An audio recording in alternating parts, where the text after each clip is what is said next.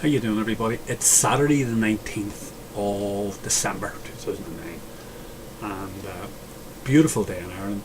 Winter's day, sunshine as you can see behind my head coming in the window, and very cold but very beautiful. Alright, I just want to talk, and I want to thank everybody for making the comments about the last video. Why are we here? Some of the comments, I think all of them bear looking at. Some of them especially are fantastic comments.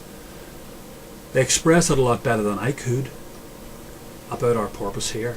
I'll sort of synthesize it in a minute or two, but I just want to thank everybody who made the comments. A lot of time and a lot of effort went into that, and I do appreciate it. And I think it shows the power of this YouTube forum when you can do something like that. You know, as I say, you can initiate something like that and get a response, and other people are now going to be able to read those commentaries and learn from them. I think some of them are just spectacular comments. I mean, I really do. When I got up this morning and I read a couple of them, I was stunned.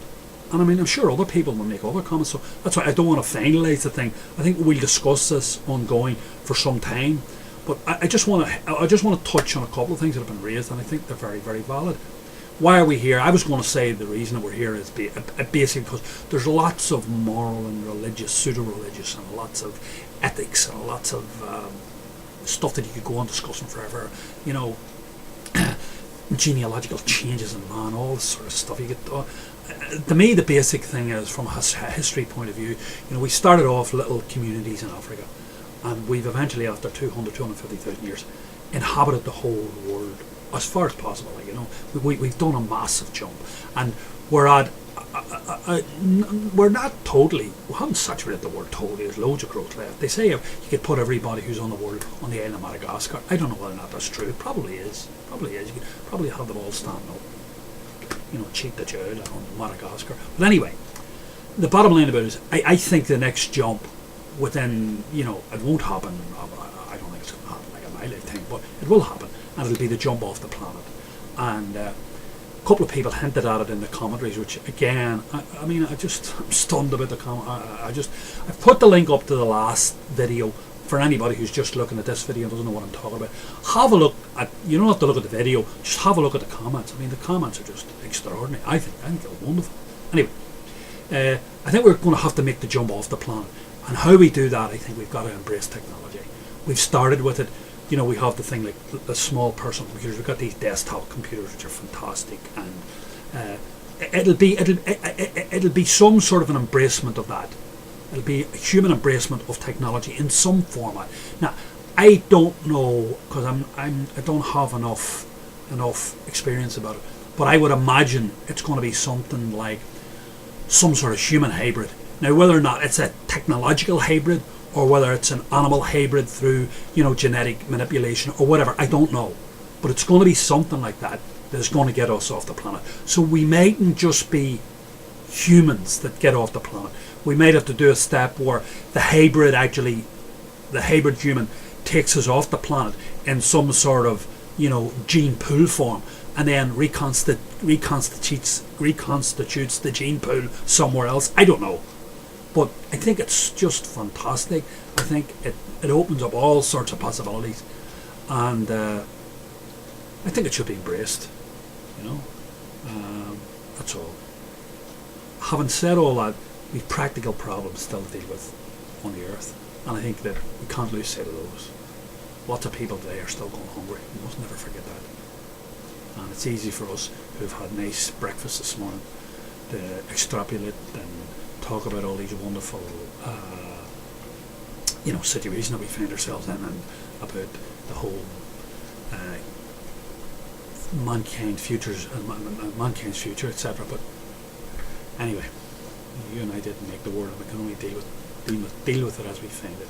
Anyway, so we're going to come back and hopefully deal with this subject more and more. In other words, I'm not just going to parcel it and forget about it. Okay, we're going to discuss it more and more. I think we will, because I find it fascinating. So I just want to move on to the next subject, and the next subject I want to talk about, and I hope I'm not going to offend anybody, just very quickly. I just want to say, you know, I basically attack three things constantly. and that's the state, the government, and their two main agents, which are the media, the state media, and the official state church. And to a lesser extent, obviously, it's been overtaken by science. So I'm going to have to start attacking science, which I don't particularly like doing, but when it's invalid science, you have to attack it. Okay, and the thing I want to talk about today is I want to talk about religion, and I want to talk about specifically about they're going to make this Polish Pope, a saint, and this process is ongoing, and I don't particularly care if they make him a saint. They can do what they like, but I find it extraordinary. I find it totally extraordinary, and it's really, the black crow lands in front of you, and if it's the old story, the black crow is always a black crow, but they would tell us it's a white crow, and that horse testicles are lemons. You know the old expression, horse balls are lemons. Anyway, this Polish Pope, just give you one insight into this man, because this is an obvious insight. It's one that I was particularly interested in. 1987, two Interpol agents arrived at the Vatican State, and they had arrest warrants. They were Italian Interpol agents, and they had arrest warrants for 3 Italian Vatican officials. All right, the leading one was a man called Archbishop Paul Marcinkus, and he held down 2 major positions within the Vatican. He was the Pope's personal bodyguard. That was number 1, and he was the head of the IOR, which is the Institute of Religious Works, which is the official state bank in the Vatican. Alright, and I think there were 9 warrants issued against him personally. It was something like that. Alright, it was a number like that. It might have been 8, might have been 10.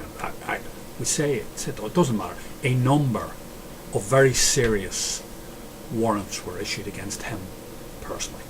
These warrants referred to money laundering that his bank, and he as the head of it, had done with his personal knowledge, because they had obviously documentation with his signatures on it, relating to the Contras in Nicaragua. And what they were doing was they were laundering money that the Contras had acquired through selling cocaine. They laundered it, the Vatican Bank laundered it. But we're talking about, by the way, $1 billion.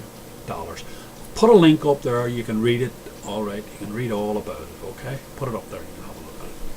Now, what happened was the officials came down to the Vatican, and they met up with the Secretary of State. He deals with all official state matters.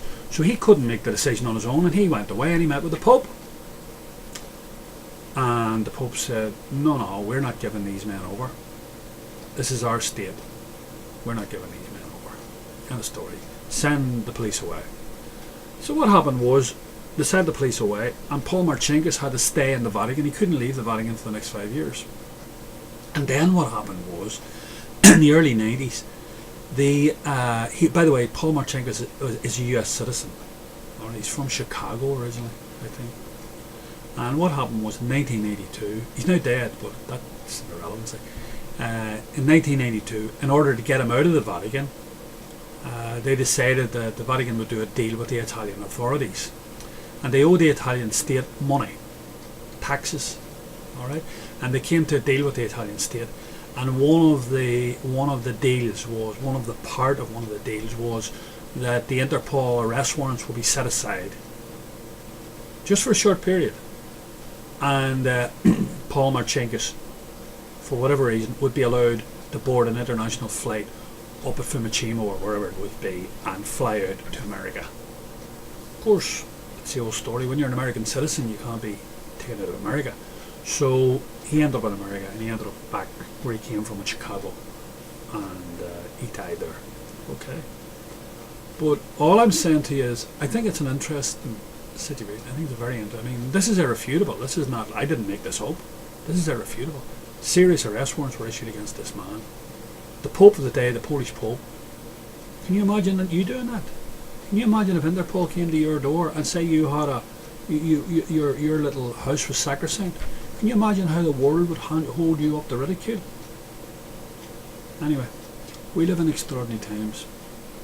Polish Pope, drug money from the Contras with cocaine, laundered through their bank $1 billion. You can imagine how much the Vatican Bank made out of it. Maybe 100 million, something like that. Alright. Okay, we talk more.